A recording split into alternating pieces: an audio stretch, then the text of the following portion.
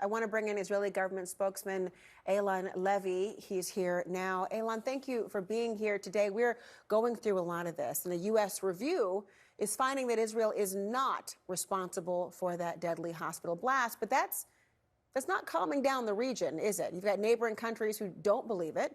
There's large-scale protests. So where does that leave Israel now going forward?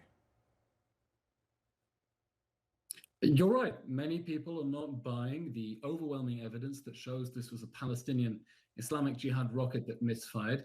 Unfortunately, because much of the international media was very quick to run headlines saying 500 people killed in hospital in Israeli airstrike, Palestinian officials say, before there was any evidence. Now, when those reports ran, the only evidence was the claim of Hamas, the brutal genocidal terror organization that perpetrated the October 7th massacre, without a shred of evidence. Now, it took the Israeli army a few hours to conduct its original investigation. That is exactly what you would expect of the professional army of a democratic state. And as I hope you're going to discuss with your correspondents now, the overwhelming preponderant evidence now points in that direction. It's an open shut case now that this was errant rocket fire from inside the Gaza Strip, Palestinian Islamic Jihad.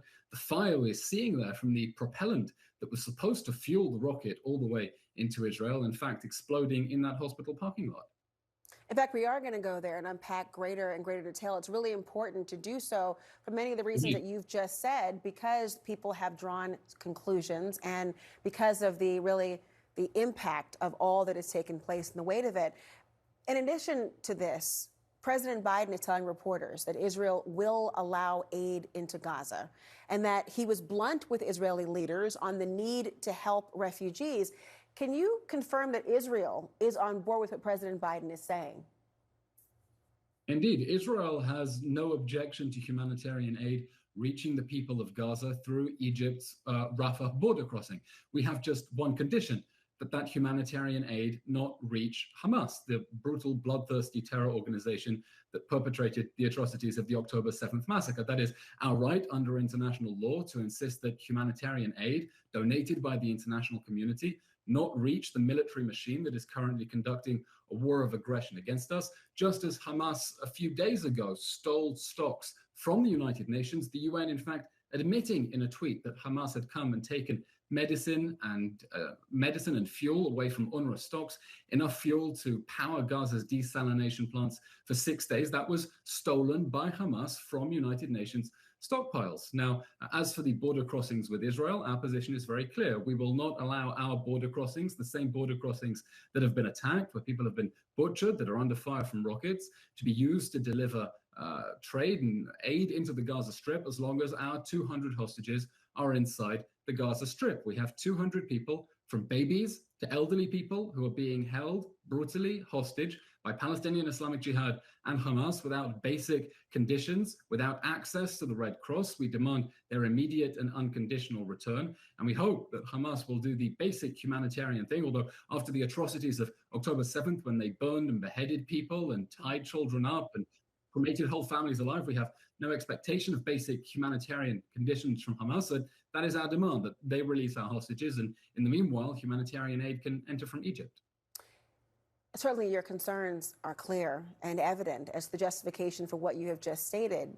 But how do you intend to enforce and to ensure that what you're saying in terms of humanitarian aid will be heeded? Will you not allow people to go forward until you have certain conditions that are tangibly relayed to you, or is there something short of that? You ask excellent questions about how the international community is supposed to ensure that its taxpayer dollars not reach the bloodthirsty terrorists who perpetrated the October 7th massacre. You know, I remember after the 2014 war, Operation Protective Edge, there was a mechanism set up by the United Nations called the Gaza Reconstruction Mechanism. I was involved in working on it as a young soldier myself, and that was supposed to make sure that aid reached the people of Gaza to rebuild and not reach Hamas.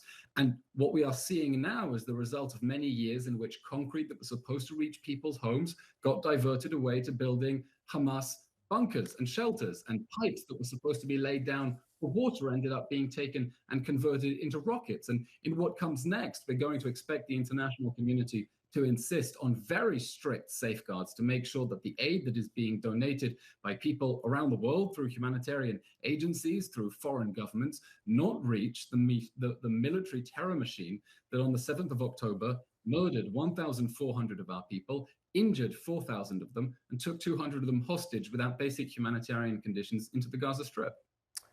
Eylon Levy, thank you so much for joining us. We're going to unpack this further. Thank you.